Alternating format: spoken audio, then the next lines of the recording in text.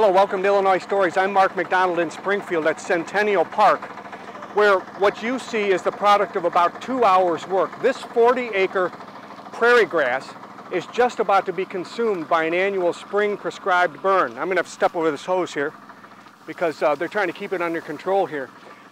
But these firemen have just made the entire ring around this 40-acre perimeter, and they've met each other in the middle. And what you're about to see is the head fires. The fires at in the direction of the headwind start charging across the field to the fires that were lit on the back to keep it from going against the wind or into the wind. So stay tuned for this because you're about to see a mammoth controlled burn. Vern, it happens so fast. Once you light the perimeter and that wind gets behind one edge of that fire, it just really happens fast. Yeah, once the wind gets with the fire, behind the fire, that's the head fire.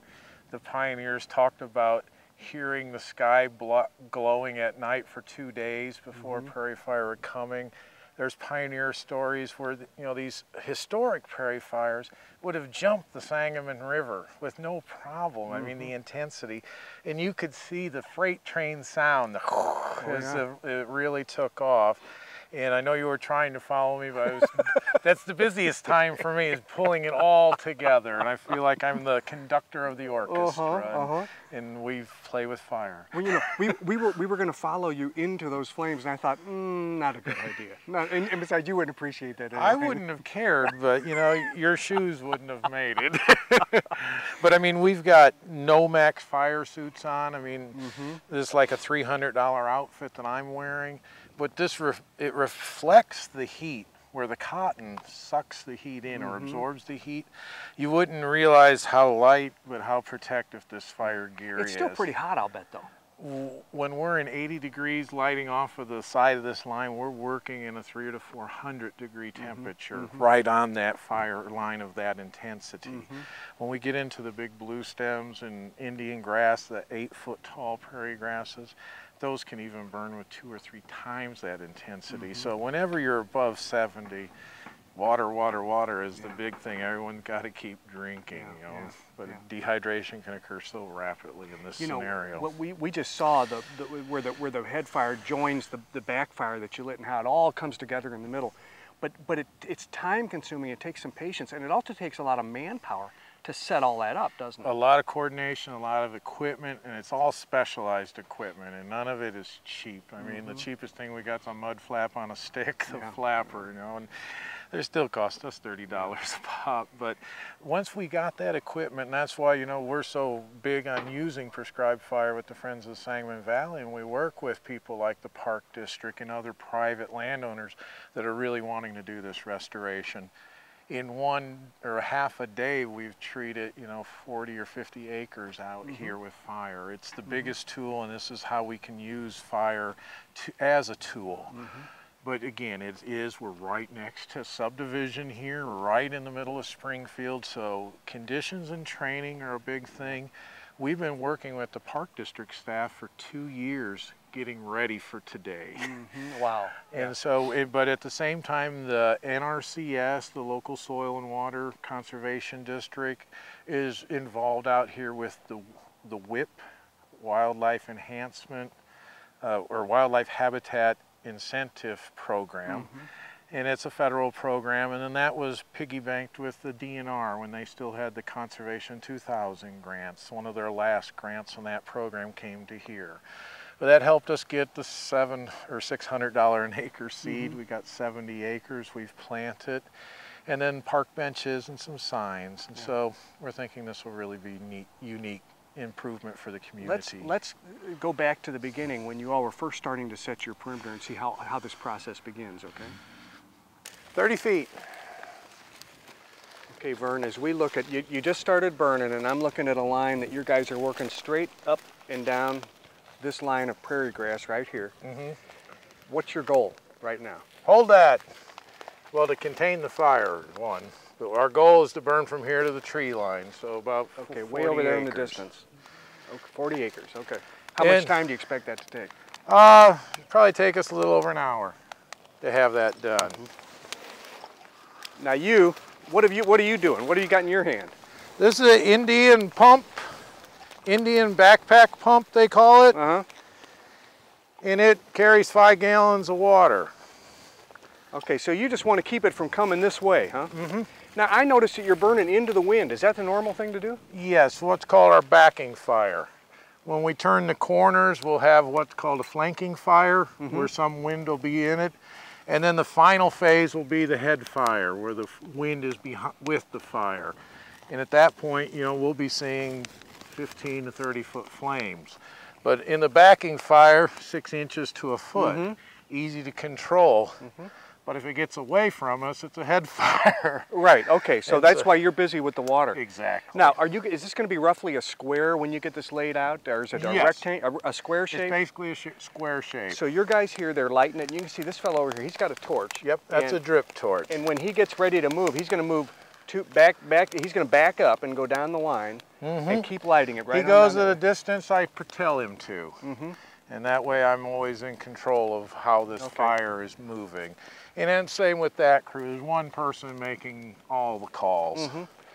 Now, could you ask him, if he would, just to go ahead and use some of that oil or some of that kerosene or whatever that fuel is, just so we can see? As soon as I got this part here under control, we move ahead. Kind of like to see just how that lighter works. 30 feet, please. Here we go. We're very polite in fire.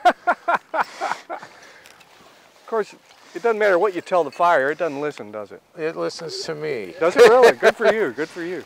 And what is that, what is he using? What kind of fuel is he using there? It's a mixture of diesel and gasoline. About 1.5 gallons of gas to 3.5 gallons of diesel. Hold that. Okay.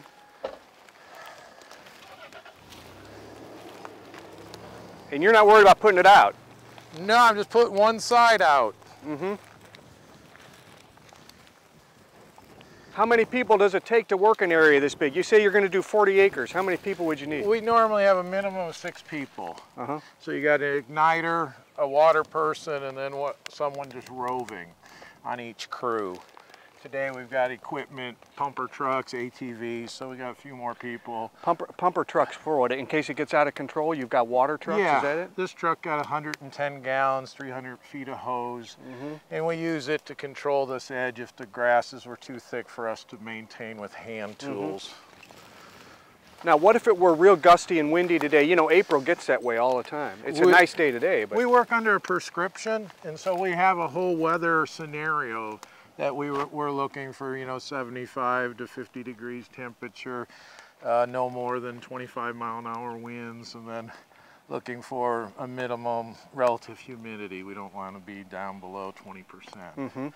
And so we write, it's about a 6-page prescription that we write in advance.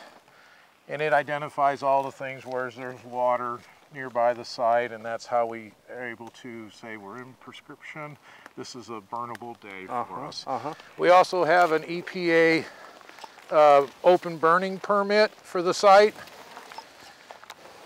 because, you know, anyone in the city just couldn't be burning this off like this for the smoke. 30 more feet, please. Okay, now he's going to go 30 more feet down, and you're going to kind of watch him and follow him and make sure that doesn't get away. Exactly. And this is prairie grass, but it's not an old stand, is it? How old? No, we planted it 2 years ago.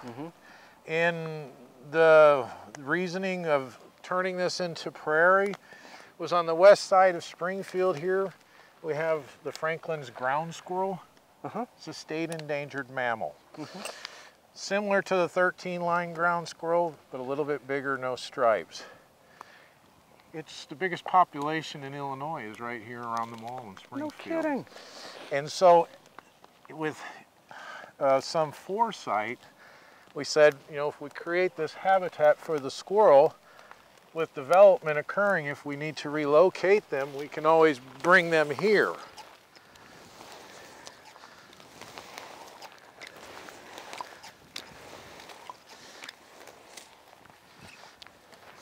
You can see the hand tool pretty effective.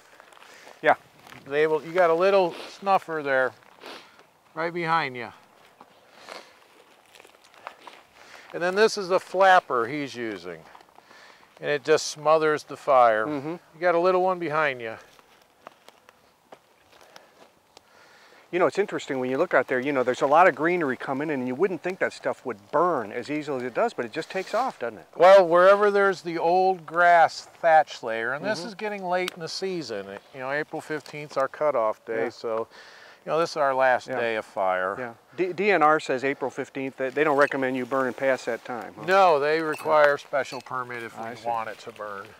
30 more feet, please.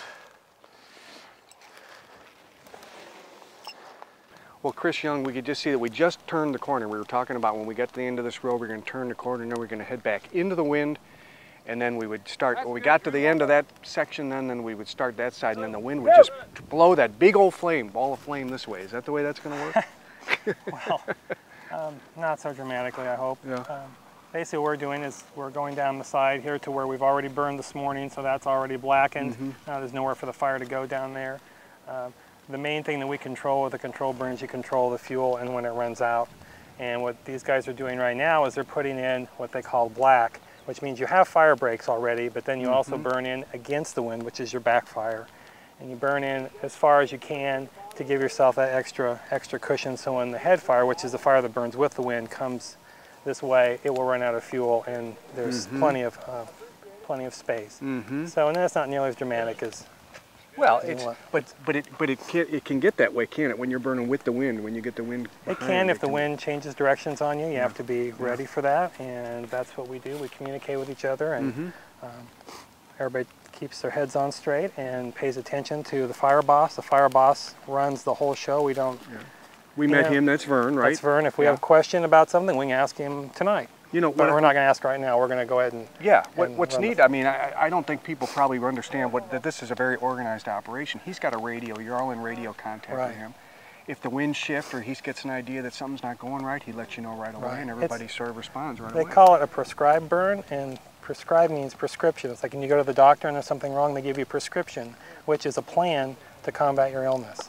And a prescribed fire is the same thing, which is a plan to manage a piece of ground using fire, and everybody gets together and we make our decisions on how we're going to conduct that fire. Everyone knows what their jobs are and what they're going to do, who's in charge.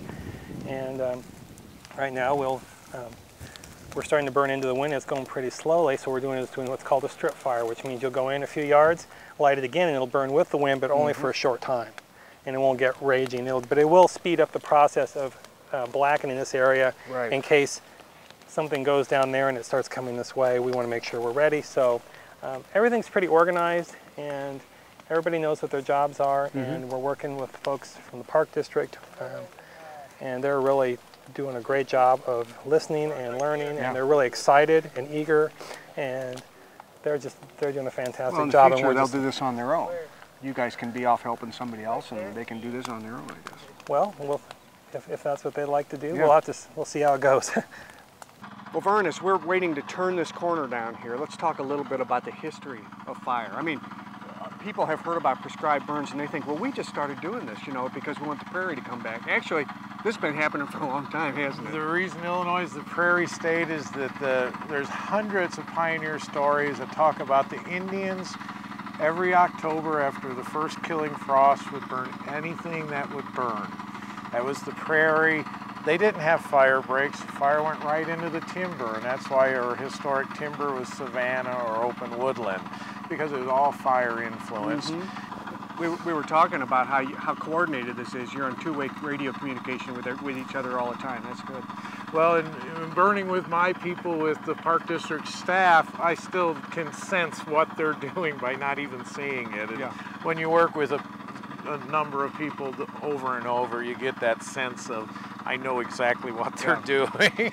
You know, you were talking about the pioneers and the people who lived on the plains early, but even the Native Americans, they used to burn, didn't they? They would burn, and I mean, if you've ever been in tallgrass prairie after the snow has knocked it down, it is almost impenetrable to walk. I mean, you've got 10-foot grass piled and knotted and matted all up. And so they would have burnt so that they couldn't have been used as a weapon. I mean, if you had a village out on the edge of a prairie, fire would have been your biggest enemy. And so they burnt for safety, they burnt for easy in travel, and they burnt to get rid of bugs, chiggers, ticks, those sorts of things. That makes sense. Well, if you live in a prairie, you become accustomed to living with chiggers and do whatever ticks. You can. But these are all things that you would have done. But the prairie evolved, and we burn today to reduce woody invasion and reduce the thatch. That's the buildup of the old grasses. That blackens the soil, and we can let it then solarize. It gets warmer than the surrounding soil. The seeds from our prairie grass need that hotter temperature. They start to germinate. And so it's the periodic fires of the prairie is what renews the new flowers, or else the grasses sort of kind of climax over them. Well, you know, a lot of people, I think that the seeds probably can't survive that kind of heat, but I guess they drop into that dark fluff and they're okay, huh? I've never seen a seed burn. I see the aerial or the wing portion of the seed will burn off. If we think about prairie, the plants produce seed, the seed blows or drops off. It gets caught in that thatch layer, a fire comes by, it drops the seed to the soil. The soil comes in contact with the next rain, and boom. In a remnant prairie, if we were to take the water and blow that ash off, we would see a solid bed of seeds. No kidding. They call it the seed bank. Right under the black stuff? Right under the black stuff. In a remnant prairie, it is 100% covered in seed once the fire goes by. And so fire doesn't hurt any of these seeds. They're adapted to the fire.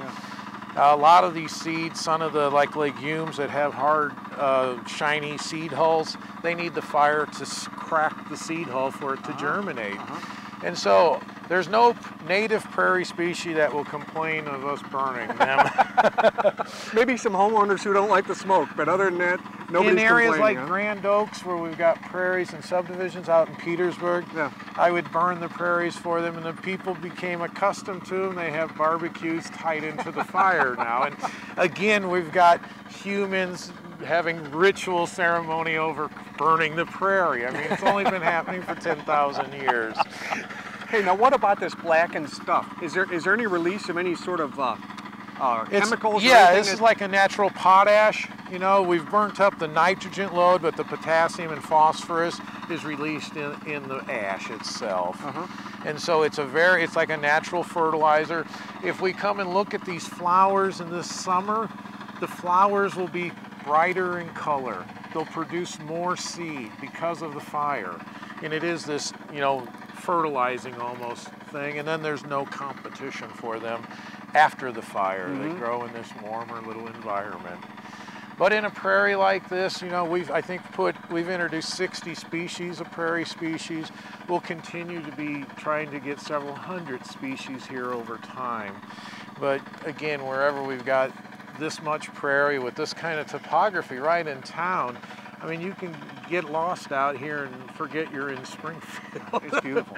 It is beautiful. And to think that this is here because of a little ground squirrel is the reasoning and the funding that came together for and what's the name of that little ground squirrel? Franklin's ground squirrel. The Franklin ground squirrel. We have one of the highest concentrations here of anywhere in the state, is that right? Anywhere in the state. Okay, and that's why this little conservation area is here. The seed for this project costs $600 an acre, just the seed. And so, you know, that the time we put in to educate the staff, and then we'll have signs and benches coming out here for interpretation. But I do think this is going to be a real gem for the community. Thanks, Vern. Now, Vern, this burned only minutes ago. Yes. It's okay for us to get out on there? Oh, exactly. It's not too hot, and it's not gonna, it won't hurt anything. They've done scientific studies where the heat of the fire only going a quarter inch downward, all of the heat is going up. Okay. I've literally seen mouse sit in the hole and look at me as the fire rolls right over Now, I got tennis them. shoes on. You sure? It won't bother I know you got those big quad hoppers, but... Well, you can see these little mouse runs where the mice are living in the prairie here.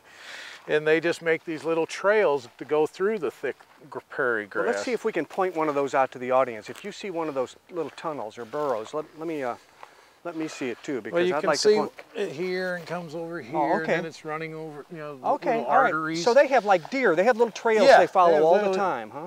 Little mouse runs. But with the prairie grass over the top of them, they're very secure. But later today and tomorrow, they'll come out and run these same runs, and apparently don't realize that their cover is gone.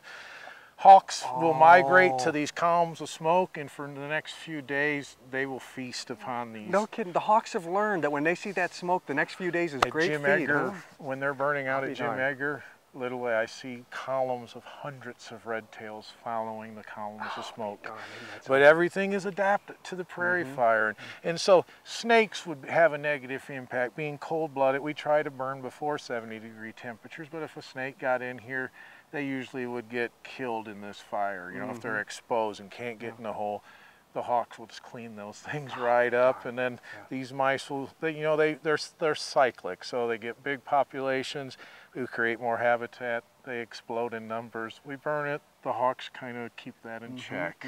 We saw dozens of rabbits Yes. getting the heck out of here, thinking, what in the world's going on? They don't stay in here. They're not okay. They're too big. They got to get out of here. They run out, and I've never had a negative impact. I've smoldered a few tails that went out as soon as they would stop, but they're quite adaptive of getting through the fire quite okay. We had a big turkey come out, 5 deer come out, a pheasant, and so all of this wildlife is keyed in to knowing when to get the heck out of these places. Now, we came in here to look at something. What are we coming here to look at? A small tree. And the thing with prairies is birds fly over them, birds take a dump. We get trees in the prairie. This is looks to be a little hawthorn tree that a bird dropped into my prairie. Well, the fire comes by and it bakes the cambium layer.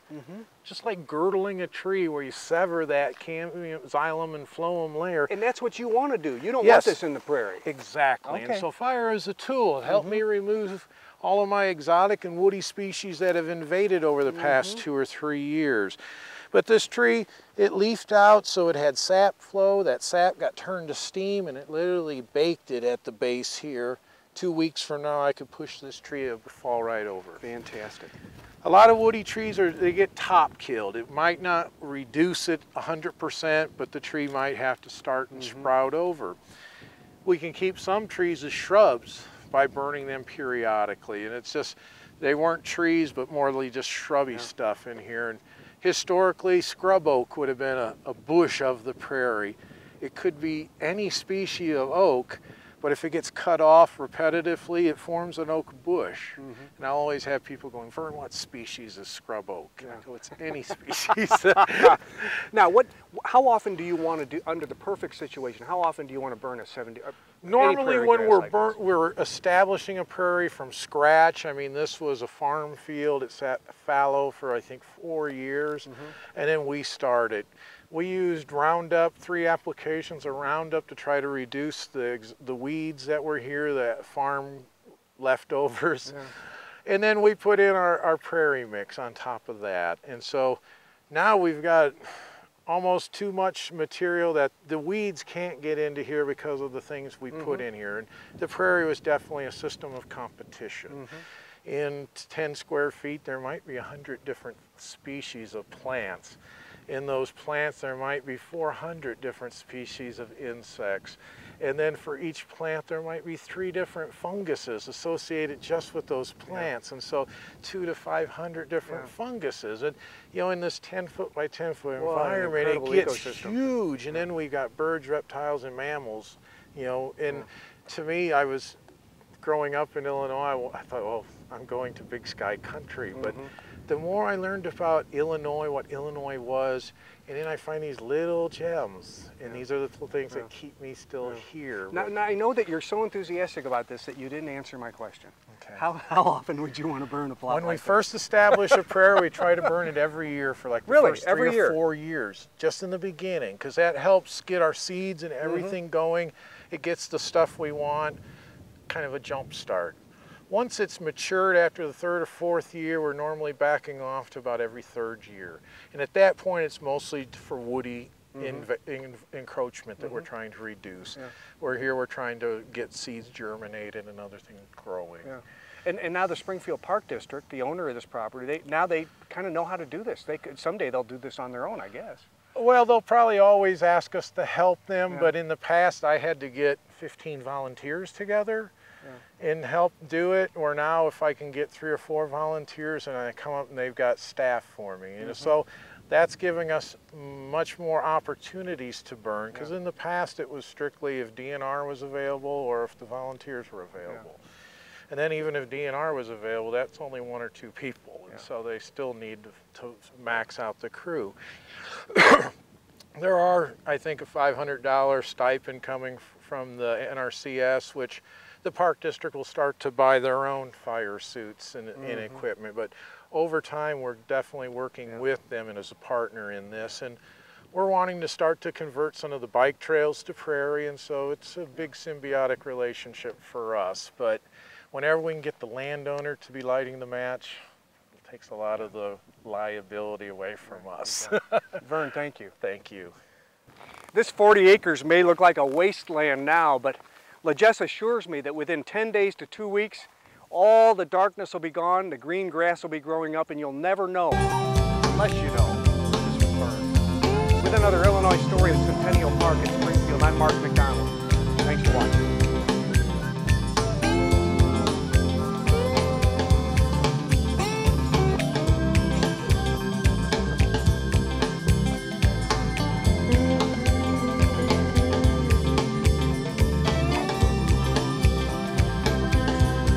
For a DVD copy of this episode of Illinois Stories, send 1995 to Network Knowledge, P.O. Box 6248, Springfield, Illinois 62708.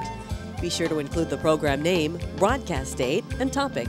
You may also order with your credit card by calling 800-232-3605 or by using our secure server by going online to networkknowledge.tv.